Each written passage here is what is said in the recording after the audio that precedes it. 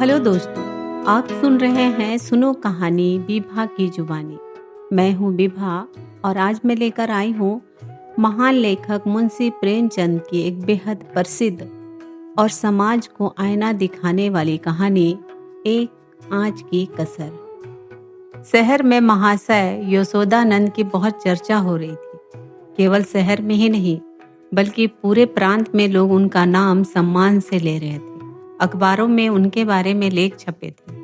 मित्र और परिचित लोग उन्हें बधाई दे रहे थे। हर जगह लोग यही कह रहे थे कि महाशय यशोदानंद ने बहुत बड़ा और साहस का काम किया है।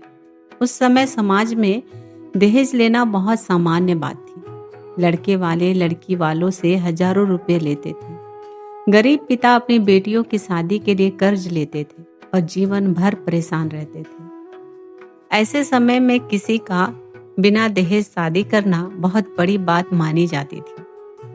महाशय यशोदानंद ने घोषणा की थी कि वो अपने बड़े बेटी की शादी बिना दहेज के करेंगे। उनका बड़ा बेटा पढ़ा लिखा था और कॉलेज से शिक्षा प्राप्त कर चुका था, इसलिए लोग सोचते थे कि चाहे तो बहुत अधिक दहेज ले सकते थे, लेकिन उन्होंने ऐसा नहीं किया। इसी कारण लोग उनकी प्रशंसा कर रहे थे। महाशय यशोदानंद ने घोषणा की थी कि वे अपने बड़े बेटे की शादी बिना दहेज लिए करेंगे। उनका बड़ा बेटा पढ़ा लिखा और कॉलेज से शिक्षा प्राप्त कर चुका था, इसलिए लोग सोचते थे कि वे चाहे तो बहुत अधिक दहेज ले सकते थे, लेकिन उन्होंने ऐसा नहीं किया। इसी कारण लोग उनकी प्रशंसा कर रहे थे। महाशय यशोदानंद के घर पर एक बड़ी सभा रखी गई। शहर के बड़े बड़े लोग, विद्वान, समाज सुधारक और प्रतिष्ठित व्यक्ति वहां आए हुए थे। घर में सजावट की गई थी। मेहमानों के लिए खाने पीने की व्यवस्था थी। सब लोग बैठे हुए दहेज प्रथा पर चर्चा कर रहे थे। एक व्यक्ति बोला, महाशय जी ने सचमुच बहुत बड़ा काम किया है। आजकल लोग केवल भाषण देते हैं, लेकिन ये अपने सिद्धांतों पर चलकर दिखा रहे हैं। दूसरा आदमी बोला, दहेज लेना समाज के लिए अभिशाप बन गया है।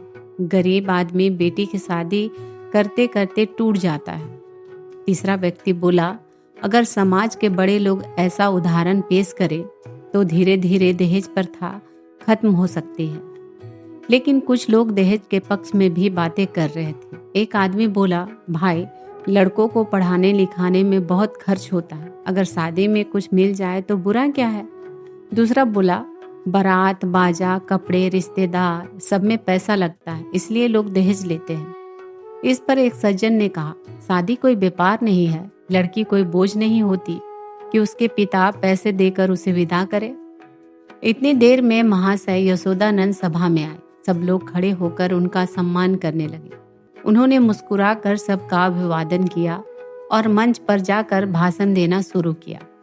उन्होंने कहा, मेरा विश्वास है कि मनुष्य को अपने सिद्धांतों पर अटल रहना चाहिए। अगर कोई प्रथा समाज के लिए हानिकारक है तो उसे छोड़ देना चाहिए। दहेज प्रथा भी ऐसे ही एक बुरी प्रथा है। दहेज के कारण गरीब परिवार बर्बाद हो जाते हैं। कई पिता अपनी बेटियों की शादी के लिए जीवन भर मेहनत करते रहते हैं। मैंने केवल अपना कर्तव्य निभाया है, मैंने कोई बड़ा त्याग नहीं किया। उनकी बातें सुनकर लोग बहुत प्रभावित हुए। तालियों की आवाज से पूरा वातावरण गूंज उठा। लोगों ने उनकी बहुत प्रशंसा की।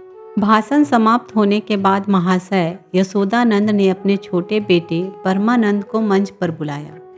उसकी उम्र लगभग 7 वर्ष थी। वह बहुत सुंदर, चंचल और होशियार बच्चा था। महाशय जी चाहते थे कि लोग उन्हें देखें कि उनके बच्चे भी कितने संस्कारी और बुद्धिमान हैं। उन्होंने परमानंद को एक कागज दिया और कहा, बेटा, इसे सबके सामने पढ़ो। परमानंद खुशी खुशी मंच पर आया। उसने जेब से कागज निकाला और ऊंची आवाज में पढ़ना शुरू किया। प्रिय बंधुवर, नमस्कार। आपका पत्र मिला। आपने लिखा है कि आपको मुझ पर विश्वास नहीं है। मैं ईश्वर को साक्षी मानकर कहता हूँ कि धन आपको गुप्त रूप से पहुँचा दिया जाएगा। किसी को इसकी भनक भी नहीं लगेगी, लेकिन कृपया करके इस बात को गुप्त रखिएगा। जैसे जैसे बच्चा पढ़ता गया, सभा में बैठे लोगों के चेहरे बदलने लगे। कुछ लोग एक दूसरे की ओर देखने लगे। धीरे धीरे सबको समझ आ गया कि यह पत्र दहेज के रुपये लेने के बारे में है। असल में महाशय यशोदानंद बाहर से तो बिना दहेज शादी करने का दिखावा कर रहे थे, लेकिन अंदर ही अंदर चोरी छिपे दहेज ले रहे थे। महाशय यशोदानंद के चेहरे का रंग उड़ गया। वे घबराकर तुरंत मंच की ओर दौड़े और बच्चे के हाथ से कागज छीन लिया। उन्होंने गुस्से में पूछा, तुमने यह कागज कहाँ पाया? परमानंद मासूमियत से बोला, बाबूजी, आपने ही तो इसे मेज पर रखा था। आपने कहा था कि इसे पढ़ना। अब सच्चाई पूरी तरह सामने आ चुकी थी। सभा में बैठे लोग तरह तरह की बातें करने लगे। एक आदमी बोला, वाह रे समाज सुधारक, बाहर कुछ और अंदर कुछ और। दूसरा बोला, अगर दहेज लेना ही था तो खुलकर लेते, यह ढोंग करने की क्या जरूरत थी। तीसरा आदमी बोला, यही कारण है कि समाज नहीं बदलता, लोग केवल दिखावा करते हैं। कोई बोला, इतने बड़े बड़े भाषण देने से क्या फायदा जब आदमी खुद ही गलत काम करे। महाशय यशोदानंद शर्म से सिर झुकाए खड़े रहे। उनकी सारी प्रतिष्ठा मिट्टी में मिल गई। जो लोग कुछ देर पहले उनकी प्रशंसा कर रहे थे, वही अब उनकी आलोचना कर रहे थे। धीरे धीरे सभा समाप्त हो गई। लोग जाते जाते भी उनके बारे में बातें करते रहे। एक आदमी बोला, सच्चा आदमी वही है जिसका व्यवहार और बातें एक जैसी हो। दूसरा बोला, झूठ और पाखंड ज़्यादा दिन नहीं छिपते। महाशय यशोदानंद समझ गए कि उनका भेद खुल चुका है। उनका सारा सम्मान एक पल में समाप्त हो गया। उन्हें अपने किए पर बहुत शर्मिंदा महसूस हो रहा था। महाशय यशोदानंद शर्म से सिर झुकाए खड़े थे। वे बार बार अपने बेटे परमानंद को गुस्से से देख रहे थे, लेकिन असली गलती तो उनकी खुद की थी। उनकी सारी इज्जत मिट्टी में मिल चुकी थी। जो व्यक्ति खुद को बड़ा समाज सुधारक समझ रहा था, उसका पाखंड सबके सामने खुल गया था। सच्चाई ज्यादा देर तक छिप नहीं सकती। मनुष्य के कर्म ही उसकी असली पहचान होते हैं। दिखावा करने वाले लोग अंत में अपमान ही पाते हैं। महाशय यशोदानंद समझ गए कि अब उनकी प्रतिष्ठा वापस नहीं आ सकती। एक छोटी सी गलती ने उनका सारा सम्मान खत्म कर दिया। यह कहानी हमें बताती है कि दहेज प्रथा एक रस्म नहीं, बल्कि समाज के भीतर गहराई तक जड़े जमा चुकी एक ऐसी बुराई है जिसे लोग गलत मानते हुए भी पूरी तरह छोड़ नहीं पाते। कई लोग समाज सुधार और आदर्शों की बातें तो करते हैं, लेकिन जब बात अपने स्वार्थ, लालच की आती है तो उनके सिद्धांत कमजोर पड़ जाते हैं।